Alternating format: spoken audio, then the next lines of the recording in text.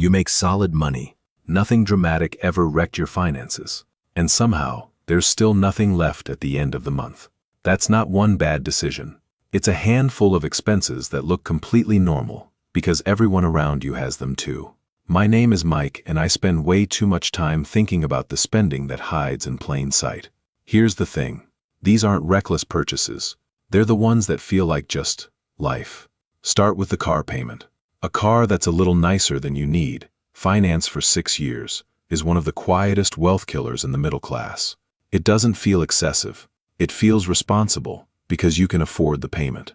Then there's lifestyle inflation. Every time your income goes up, your spending quietly rises to match it. The raise happens. The savings rate never does. Add in subscription creep. A few streaming apps, a gym you barely use, a service you forgot you signed up for. None of them feel like much.